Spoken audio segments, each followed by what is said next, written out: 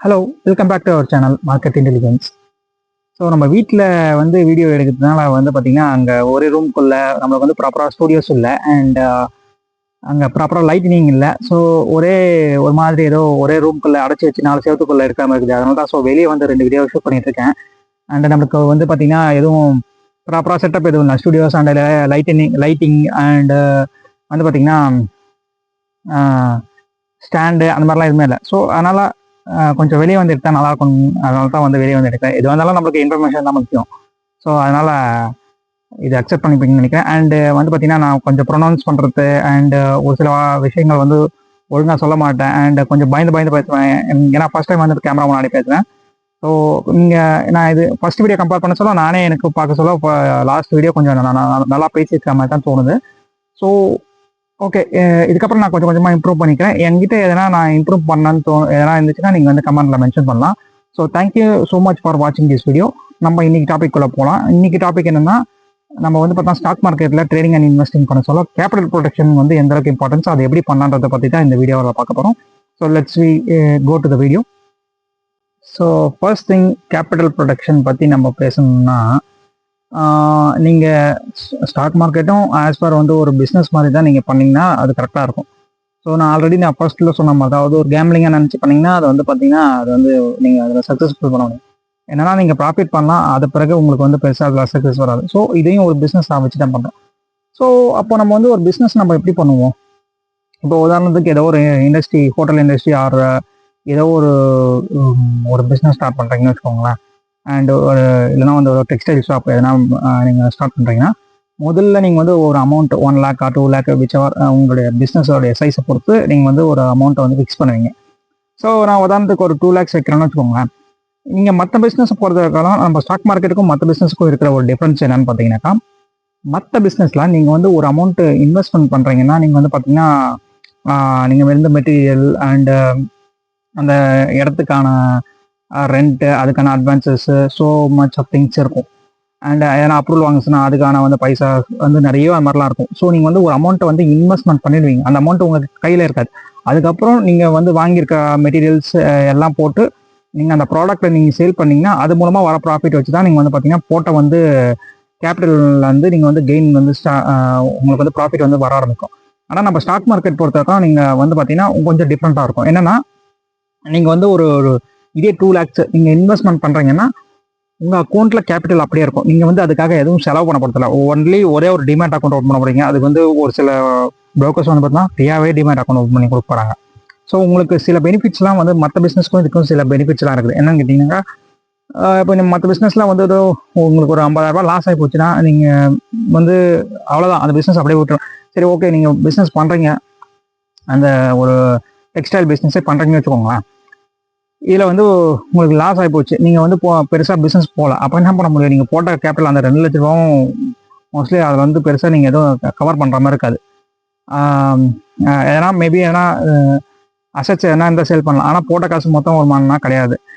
ஆனால் இங்கே அப்படி கிடையாது. நீங்கள் இதில் ஒரு 2 lakhs ஒரு 50,000 லாஸ் பண்ணுறீங்க, மிச்சம் 1,50,000 வந்து நீங்கள் வித்ட்ரா பண்ணிக்கலாம். அண்ட் நீங்கள் மற்ற பிஸ்னஸில் பணம் எதனா போட்டிங்கன்னா நீங்கள் வந்து பார்த்தீங்கன்னா உங்களுக்கு தேவைப்பட்டுச்சுன்னா, இப்போ எனக்கு வந்து ஒரு 1 week வந்து பார்த்தீங்கன்னா ரொட்டேஷனுக்கு தேவைப்படுது அப்படின்னு சொல்லிட்டுனா நீங்கள் அந்த 2 lakhs வந்து நீங்கள் எடுத்து நீங்கள் யூஸ் பண்ணிட்டு திருப்பி நீங்கள் போடலாம். ஆனால் வந்து பார்த்தா மற்ற பிஸ்னஸில் அப்படி கிடையாது. நீங்கள் போட்டால் ஒன்ஸ் போட்டது தான். அதுக்கப்புறம் அதில் வந்து எதுவும் பெருசாக ஏன்னா ப்ராஃபிட் எதனா வந்துச்சுனாலோ இல்லை ஏன்னா நீங்கள் ரிசர்வ் அமௌண்ட் எதனா வச்சுருந்தீங்கன்னா தான் நீங்கள் வந்து பார்த்தீங்கன்னாக்கா எடுத்து யூஸ் பண்ண முடியாண்டி போட்ட காசு அப்புறம் எடுக்க முடியாது. ஸோ இந்த மாதிரி சில பெனிஃபிட்ஸ் இந்த மாதிரிலாம் சில பெனிஃபிட்ஸ்லாம் நம்ம மார்க்கெட்டில் இருந்தாலும் வந்து பார்த்தீங்கன்னா இந்த கேபிட்டல் ப்ரொடெக்ஷன்ன்றது கண்டிப்பாக நீங்கள் வந்து ஆஸ் ஃபார் நீங்கள் பிஸ்னஸில் எப்படி பண்ணுறீங்களோ அது மாதிரி தான் பண்ணியாகணும். ஸோ இங்கே நான் சொல்ல வர வேண்டிய விஷயம் ஒன்றே ஒன்று தான். மார்க்கெட்டில் வந்து பெருசாக எதிர்பார்க்காதீங்க. வந்து ஒரு சின்ன அமௌண்ட் ஒரு 1% or 2% எதிர்பார்க்கணும். வந்த உடனே அதை தான் சொல்கிறது. நான் திருப்பி சொல்கிற ஒரு விஷயம் என்னதுதான், நீங்கள் ஒரு அதே தான் ஹோட்டல் ஆர் டெக்ஸ்டைல் பிஸ்னஸ் எடுத்துக்கோங்க. நீங்கள் வந்து ஒரு 2 lakh போட்டு ஆரம்பிக்கிறீங்க. ஓகே, நீங்கள் வந்து பார்த்தீங்கன்னா ஒரு நாளைக்கு வந்து ஒரு 2,000-3,000 ப்ராஃபிட் வந்தால் போதும் தான் நினைப்பீங்க. நீங்கள் வந்து அதில் வந்து 10,000 வரணும், 20,000 வரணும்னு நினைக்க மாட்டீங்க. ஏன்னா வந்து அவ்வளோ வராது. ஒரு 2 to 3% அவ்வளோதான். ஒரு 1,000, 2,000, 3,000க்குள்ளே தான் வரும். ஆனால் ஸ்டாக் மார்க்கெட்டில் வந்தீங்கன்னா மட்டும் உங்களுக்கு வந்து அந்த 2 லட்ச ரூபா போட்டு ஒரே நாள் 20,000, 30,000, 50,000 எடுக்கணும்னு பார்க்குறீங்க. ஸோ அதுதான் இங்கே வந்து பண்ணுற பிரச்சனை.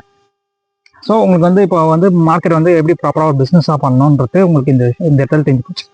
ஸோ நம்ம மார்க்கெட்டை பொறுத்தவரைக்கும் கேபிட்டல் ப்ரொடக்ஷன் தான் வந்து பார்த்தீங்கன்னா மெயின்.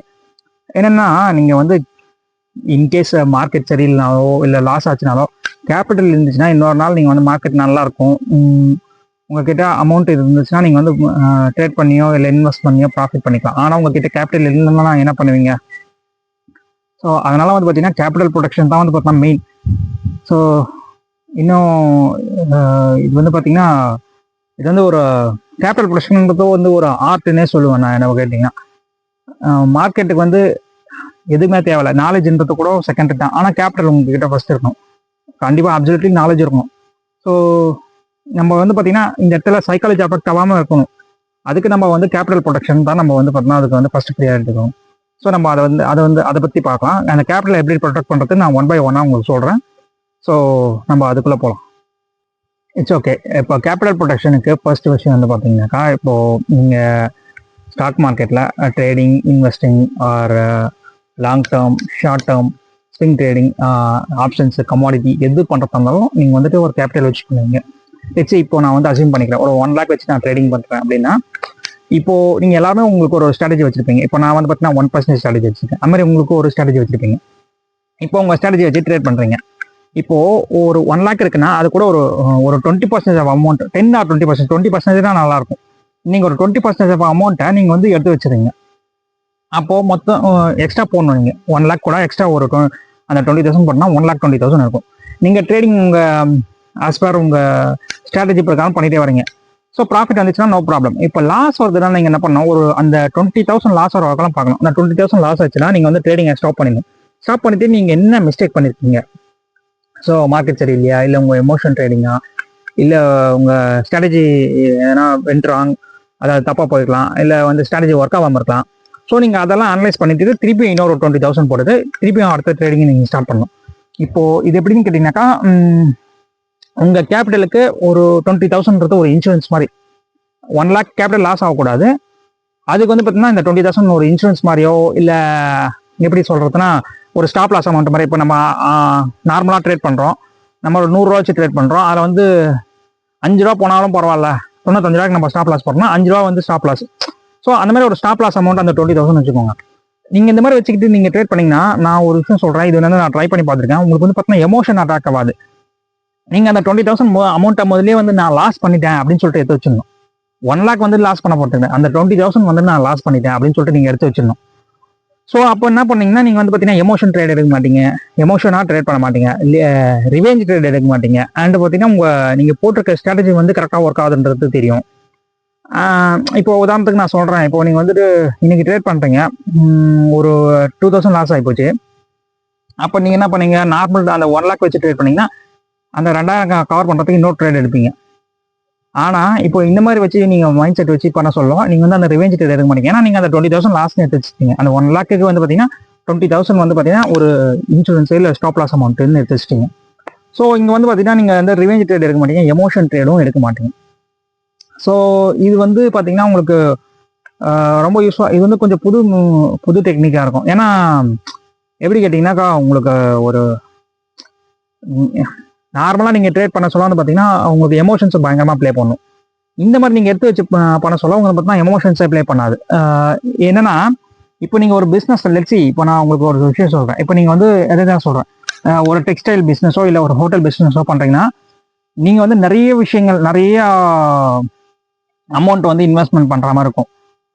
எப்படின்னு பார்த்தீங்கன்னாக்கா, ஏன்னா ஒரு திங்ஸ் வாங்குறதா இருக்கும், இல்லை வந்து பார்த்தீங்கன்னா ரா மெட்டீரியல் எதனா உள்ள ஒரு வந்து பார்த்தீங்கன்னா எல்லாம் ஒரு மெட்டீரியல்ஸ், இல்லை ஒரு ஃபர்னிச்சர், எலக்ட்ரானிக் எதனா இருக்கும். ஆனால் அது வந்து அந்த பணத்தை வந்து பார்த்தீங்கன்னா அது வந்து அதுக்கு இன்வெஸ்ட்மெண்ட் பண்ணியிருக்கீங்க. அது வந்து ஒரு லாஸாக கன்சிடர் பண்ண மாட்டீங்க, இன்வெஸ்ட்மெண்ட். ஸோ இந்த இடத்துல இந்த 20,000 ஒரு இன்வெஸ்ட்மெண்ட்டாக தான் நீங்கள் வந்து இந்த 1 lakh கூட சேர்த்து ஒரு 20,000 இன்வெஸ்ட்மெண்ட் ஆர் இந்த காசு வந்து நான் இந்த விஷயத்துக்காக இந்த ட்ரேடிங்காக செலவு பண்ணிட்டேன், இது வந்து நான் திரும்பி எடுக்கணும்னு சொல்லிட்டு ரிவெஞ்ச் ட்ரேட் பண்ண மாட்டேன் அப்படின்னு சொல்லிட்டு அந்த 20,000 உங்கள் அக்கௌண்ட்டில் தான் டிமேட் ஆகினது. அந்த 1 lakh கூட சேர்ந்து 1,20,000 இருக்கும். ஆனால் நீங்கள் அந்த 20,000 அசியூம் பண்ணக்கூடாது. ஆனால் 20,000 லாஸ் ஆச்சுன்னா ட்ரேடிங் நிறுத்தணும். இப்படி ஒரு மைண்ட் செட்டை நீங்கள் வச்சு ட்ரேட் பண்ணி பாருங்கள். கம்பல்சரி சொல்கிறேன், நீங்கள் வந்து பார்த்தீங்கன்னா எமோஷன் ட்ரேட் எடுக்க மாட்டீங்க, உங்களுக்கு வந்து ரிவெஞ்ச் ட்ரேட் எடுக்க மாட்டீங்க. உங்களுக்கு லாஸ் வந்து பார்த்தீங்கன்னா ரொம்ப கம்மியாகிடும். நீங்கள் வந்து 10 ட்ரேட் பண்ணுறீங்கன்னா 8 ட்ரேட் ப்ராஃபிட்டாக பண்ணுங்க. அந்த 2 ட்ரேடில் வர லாஸும் ரொம்ப மினிமலாக தான் இருக்கும். ஸோ உங்களுக்கு ஆட்டோமேட்டிக்காக அந்த லாஸ் வந்து நீங்கள் குறைச்சிட்டனாலே நீங்கள் வந்து ப்ராஃபிட் பண்ண ஆரம்பிச்சிருவீங்க. இது வந்து பார்த்தீங்கன்னா இந்த மெத்தட் வந்து யாரும் மேபி உங்களுக்கு சொல்லி தர மாட்டாங்க, யாருக்கும் இது எதுன்னு பேருக்கு தெரியும்னு தெரியல. அண்ட் மேபி யாருன்னா ஒருத்தர் 2 பேர் யூடியூப்ல யாருன்னா சொல்லி கொடுத்துருக்கலாம், உங்களுக்கு யாருன்னா தெரிஞ்சவங்க சொல்லி கொடுத்துருக்கலாம். இது வந்து பார்த்தீங்கன்னா எனக்கு யாரும் சொல்லி கொடுக்கலாம், நானா வந்து பாயிண்ட் அவுட் பண்ண விஷயம் தான். இதை நான் இப்படி வச்சு பண்ணதால இப்படி நான் வந்து இது வந்து எனக்கு ரொம்பவே வந்து யூஸ்ஃபுல்லாக இருந்துச்சுன்னே சொல்லலாம். ஸோ என்னோட கேபிட்டல் வந்து நான் அந்த இடத்துல நான் காப்பாற்றிட்டேன். ஸோ எனக்கு வந்து எந்த ஒரு எமோஷனோ இல்லை ரிவேஞ்ச் ட்ரேட் எடுக்கணும், எமோஷன் அட்டாக் ஆகலை, ரிவேஞ்ச் ட்ரேட் எடுக்கல, எமோஷன் வந்து அஃபெக்டே ஆகலை. ஸோ இது ரொம்ப யூஸ்ஃபுல்லாக இருந்துச்சு. எது யாருன்னா சொல்லி மேபி யூடியூப்ல சொல்லிக்கலாம், எனக்கு தெரியல. நான் இதுக்கெல்லாம் யாரும் இந்த மாதிரி சொல்லி கேள்விப்பட்டதில்ல. இது வந்து முழுக்க நான் யாரையும் பார்த்து காப்பி எல்லாம் பண்ணல. இது வந்து எனக்கா தோணுன விஷயம் தான். இது எனக்கு பர்ஃபெக்டாக ஒர்க் ஆச்சு. மேபி யாரா சொல்லிக்கலாம், மேபி நான் இல்லைன்னு சொல்ல வரல. ஆனால் இது வந்து யாரும் நான் சொல்லி கேள்விப்படல. இது வந்து நானா பாயிண்ட் அவுட் பண்ண விஷயம் தான். ஸோ இது வந்து உங்களுக்கு புதுசாக இருக்கும், இந்த விஷயம் யாரும் சொல்லியிருக்க மாட்டாங்க. இது நான் சொல்கிறேன், இதை ட்ரை பண்ணி பாருங்க. இது வந்து கண்டிப்பாக உங்களுக்கு வந்து கேபிட்டல் ப்ரொடக்ஷனுக்கு 100% யூஸ் ஆகும். ஸோ எனக்கு இந்த விஷயம் வந்து எப்படி எனக்கு ஒர்க் ஆச்சுன்னா, நான் ஒரு 1 year பேக், ஒரு 1.5 years பேக் வந்து பார்த்தீங்கன்னா, இப்போ இல்லை, எனக்கு தெரிஞ்ச ஒருத்தருடைய ஃபண்டை வாங்கி நான் மெயின்டைன் பண்ணியிருந்தேன். ஸோ நான் எப்பவுமே அந்த மாதிரிலாம் பண்ணுறதில்ல. ஆக்சுவலி அந்த மாதிரிலாம் பண்ணக்கூடாது. அது மூலமாக வந்து உங்களுக்கு வந்து பார்த்தீங்கன்னா அதுவும் சைக்காலஜி பயங்கரமாக அஃபெக்ட் ஆகும். அதுலேயும் நிறைய உங்களுக்கு வந்து பார்த்தீங்கன்னா ப்ராஃபிட் எடுத்துகிற லாஸ் தான் நிறைய வரும். ஸோ நீங்கள் வந்து அந்த பார்ட்னர்ஷிப் இப்போ வாங்கி நான் வந்து ஒரு அமௌண்ட் இப்போ வந்து உங்களுக்கு ட்ரேடிங் நல்லா தெரிஞ்சுன்னு வச்சுக்கோங்களேன். உங்கள் ஃப்ரெண்ட்ஸ் யாரும் வந்து பார்த்தீங்கன்னா உங்ககிட்ட பணம் கொடுத்து நீ எனக்கு வந்து ட்ரேடிங் பண்ணி கொடு, நம்ம வந்து பாதி எடுத்துக்கலாம். ஃபண்ட் அவங்களதா இருக்கும், நம்ம வந்து நாலேஜ் நம்மள்தான் இருக்கும். ஸோ இந்த மாதிரிலாம் பார்த்தீங்கன்னா பெருசாலாம் ப்ராஃபிட்லாம் வராது. நான் பண்ணி பார்த்துருக்கேன். ஸோ அதெல்லாம் வந்து யாரும் பண்ணாதீங்க, நானும் இப்போ பண்ணுறதில்ல. இப்போ சரி, ஓகே, அதை பற்றி நம்ம இன்னொரு வீடியோவில் பேசுவோம். ஸோ அந்த மாதிரி நான் பண்ணேன். அந்த மாதிரி பண்ண சொல்ல வந்து பார்த்தீங்கன்னாக்கா நான் ஒரு 2,40,000 அமௌண்ட் என் அக்கௌண்ட்ல இருந்துச்சு. என்னன்னா அவருக்கு வந்து பார்த்தீங்கன்னா என்னோட கிளைண்ட்டுக்கு வந்து நான் வந்துட்டு பார்த்தீங்கன்னா ஒரு அஷூரன்ஸ் கொடுத்துட்டேன். உங்கள் கேபிட்டல் வந்து ப்ரொடெக்ட் பண்ணிடுவேன். நான் வந்து கேபிட்டல் வந்து பார்த்தீங்கன்னா நீங்கள் 2,40,000 கொடுத்துருக்கீங்கன்னா 2,20,000 வரைக்கும் நான் வந்து கேரண்டி, அண்ட் 20,000 வந்து லாஸ் ஆகலாம், ஓகேங்களா, அப்படின்னு சொல்லிட்டு நான் கேரண்டி கொடுத்துட்டேன். ஸோ அதனால அவரும் வந்து கொடுத்தாரு. ப்ராஃபிட் மேபி வராமல் போகலாம், ஆனால் கேபிட்டல் லாஸ் ஆகாது. ஏன்னா நான் இந்த நான் சொன்ன பார்த்தீங்கன்னா அந்த ஸ்டாப் லாஸ் அமௌண்ட்டு இந்த மாதிரி நான் வந்து மொத்தம் மெயின்டைன் பண்ணேன். ஸோ இது வந்து எனக்கு ரொம்பவுமே யூஸ்ஃபுல்லாக இருந்துச்சு. ஸோ அப்படி நான் வச்சு அந்த 2,40,000 வச்சு நான் ட்ரேட் பண்ண சொல்லலாம். அரௌண்ட் வந்து பார்த்தா ஃபர்ஸ்ட் வந்து ஒரு 10,000 லாஸ் பண்ணேன். அதுக்கப்புறம் இன்னொரு 10,000 லாஸ் வந்துச்சுன்னா நம்ம வந்து ஆல்மோஸ்ட் நம்ம ட்ரேடிங் நேற்றுலாம் ரூல்ஸ் பிரகாரம் அந்த மாதிரி நேற்றுலாம் போகிறப்போ திருப்பி ப்ராஃபிட் வந்துச்சு. திருப்பி அகைன் வந்து ஒரு 10,000 லாஸ் 8,000 கிட்ட லாஸ் ஆச்சு. திருப்பியும் அப்புறம் அவன் ப்ராஃபிட் கெயின் ஆகி வந்துச்சு. ஸோ அதுக்கப்புறம் வந்து பார்த்தோம்னா ப்ராஃபிட் வர ஆரம்பிச்சது. ஒரு 30,000 கிட்ட ப்ராஃபிட் பண்ணால் அதுக்கப்புறம் அவர் வந்து ஃபண்ட் எனக்கு தேவைப்படுது அப்படின்னு சொல்லிட்டு எடுத்துகிட்டு போயிட்டாரு. ஸோ நான் கிட்டத்தட்ட வந்து பார்த்தீங்கன்னா அது வந்து பார்த்தீங்கன்னா என்னன்னா ஒரு 3 month கிட்ட இருந்திருக்கும் அந்த ஃபண்டு. 3 to 4 month எங்கிட்ட இருந்துச்சு. நான் வந்து நடுவில் பார்த்தா நிறைய ட்ரேட் பண்ணல, அண்ட் கொஞ்சம் லாஸ் ஆயிடுச்சு. அந்த லாஸ் வந்து நான் பொறுமையாக தான், நான் வந்து ரிவெஞ்ச் ட்ரேட்லாம் எதுவும் எடுக்கல, பொறுமையாக கொஞ்சமாக ரிகவர் பண்ணி கொண்டு வந்தேன் அதை. அதனால வந்து பார்த்தீங்கன்னா கொஞ்சம் அந்த டைம் எடுத்துச்சு. அப்புறம் வந்து பார்த்தீங்கன்னா அந்த 2 மாதம் வந்து பார்த்தீங்கன்னா அந்த ஒரு 10,000 ஒரு 8,000 லாஸ் ஆச்சு. அதுக்கப்புறம் 3ஆவது மாதம் ப்ராஃபிட் வந்துச்சு, 4ஆவது மாதம் ப்ராஃபிட் வந்துச்சு. ஸோ ஆல்மோஸ்ட் ஒரு 30,000 கிட்ட ப்ராஃபிட் வந்துச்சு. அது ஒரு மாதத்தில் 15,000 வச்சுக்கோங்களேன். கொஞ்சம் பொறுமையாக தான் போனேன், ஏன்னா கேபிட்டல் வந்து நல்ல கேபிட்டல் தான், நான் நல்லா பண்ணிருக்கலாம். ஸோ அந்த நேரத்தில் நான் லேர்ன் பண்ணிட்டு இருந்தேன். ஸோ எனக்கு வந்து பார்த்தீங்கன்னா அந்த 4 மாதமும் என்கிட்ட இருந்த ஃபண்டு அப்படியே தான் இருந்துச்சு. அந்த 20,000 கூட லாஸ் ஆகலை. நான் வந்து 20,000 வச்சிருந்தேன். நான் வந்து பார்த்தீங்கன்னா 1 lakhக்கு 10%, 2 lakhக்கு 20% வச்சிருந்தேன். ஸோ அந்த 4 மாதத்துல எனக்கு வந்து பார்த்தீங்கன்னா லாஸ் வந்து ஒரு 10,000 லாஸ் ஆச்சு, ரிகவர் ஆயிடுச்சு. திருப்பி 8,000 லாஸ் ஆச்சு, ரிகவர் ஆச்சு. அதுக்கப்புறம் ஒரு 30,000 ப்ராஃபிட் பண்ணேன்.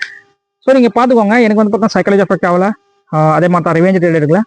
ஸோ எனக்கு வந்து அந்த 2 லட்சத்தை நான் பத்திரமா காப்பாற்றி கொடுத்துட்டேன். அது வந்து அந்த இன்கேஸ் வந்து அந்த 2,20,000 நான் ட்ரேடை நிறுத்திட்டு திருப்பி நான் என்ன மிஸ்டேக் பண்ணுறேன்னு பார்த்துட்டு அதுக்கப்புறம் திருப்பி ஃபண்டை ஆட் பண்ணி தான் நான் பண்ணிப்பேன்.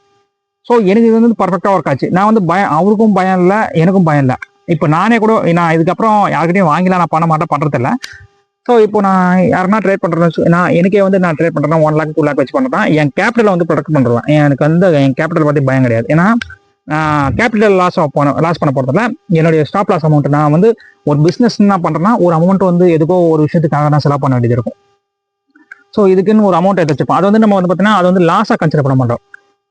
என்னன்னா இது வந்து ஒரு செலவு இல்லை ஒரு இன்வெஸ்ட்மெண்ட் அப்படி தான் நம்ம பார்ப்போம். ஸோ நான் என்ன பண்ணுவேன், நான் சைக்காலஜி எஃபெக்ட் ஆகாமல் 20,000 இந்த அக்கௌண்ட்டில் போட்டதுன்னு சரி, தனியாக வச்சுருந்தாலும் சரி, நான் செலவு பண்ணிட்டேன். ஸோ எனக்கு அந்த 20,000 லாஸ் ஆச்சுன்னா என் ட்ரேடிங்கை நான் நிறுத்திட்டு நான் என்ன மிஸ்டேக் பண்ணியிருக்குன்னு பார்ப்பேன். ஸோ பார்த்துட்டு நான் திருப்பியும் வந்து என் ட்ரேடிங் வந்து நான் ரெஸ்யூம் பண்ணலாம். நீங்கள் இந்த மாதிரி பண்ணீங்கன்னா முதல்ல அந்த 10-20,000 லாஸே ஆகாது. மேபி உங்களுக்கு லாஸ் ஆகாமல் இருந்தாலும் ஒரு அதில் பாதி அமௌண்ட் லாஸ் ஆகும். அதுக்கப்புறம் நீங்கள் ஆட்டோமேட்டிக்காக நீங்கள் வந்து உங்கள் சைக்காலஜி எஃபெக்ட் ஆகலாலும் நீங்கள் எமோஷன் ட்ரேட் எடுக்கலனாலும் கண்டிப்பாக ப்ராஃபிட் தான் பண்ணுவீங்க. நீங்கள் 10 ட்ரேட் பண்ணுறீங்கன்னா 8 ட்ரேட் கண்டிப்பாக ப்ராஃபிட் பண்ணுவீங்க. ஸோ உங்களுக்கு ஒரு 5,000 தான் லாஸ் ஆகும். சாரி, உங்களுக்கு ஒரு 50% தான் லாஸ் ஆகும். அந்த ஸ்டாப் லாஸ் அமௌண்ட்டில் சொல்கிறேன். ஒரு அதான் சொல்கிறேன்ல, ஆனால் அந்த 1 lakhக்கு 20% எடுத்து வச்சிருக்கீங்க, ஒரு 10% லாஸ் ஆகும். அதுக்கப்புறம் நீங்கள் திருப்பி ப்ராஃபிட் பண்ண ஆரம்பிச்சிங்க. நார்மலாக உங்களுக்கு வந்து ட்ரேடிங் வந்து ப்ராஃபிட்டில் போகும். ஸோ இது எனக்கு பர்ஃபெக்டாக ஒர்க் ஆச்சு. உங்களுக்குமே ஒர்க் அவுட் ஆகும். நீங்கள் வந்து இதை ட்ரை பண்ணி பாருங்கள். ஏன்னா வந்து பார்த்தீங்கன்னா மார்க்கெட் பொறுத்தவரைக்கும் வந்து பார்த்தீங்கன்னா இப்போது என்னென்னா ஒரு 1 lakh வச்சு நான் ட்ரேடிங் ஸ்டார்ட் பண்ணுறேன். நான் என்ன பண்ணுறேன், ஒரு 3,000 லாஸ் பண்ணிடுறேன். என்ன பண்ணுறேன், திருப்பி அதை கவர் பண்ணணும்னு சொல்லிட்டு ஓடி போய் திருப்பி இன்னொரு 2,000 லாஸ் பண்ணுறேன். சரி 5,000 கவர் பண்ணணும்னு சொல்லிட்டு என்ன பண்ணுறேன், திருப்பி ஒரு 5,000 லாஸ் பண்ணுறேன், 10,000 லாஸ் பண்ணுறேன். இந்த 10,000 ரெக்கவர் பண்ணணும்னு சொல்லிட்டு இன்னொரு 10,000 விடுறேன். அதுக்கப்புறம் இது மொத்தம் 20,000 கவர் பண்ணணும்னு சொல்லிட்டு நான் என்ன பண்ணுறேன், என் கேபிட்டலில் மொத்தம் 3/4 காலி பண்ணிடுறேன்.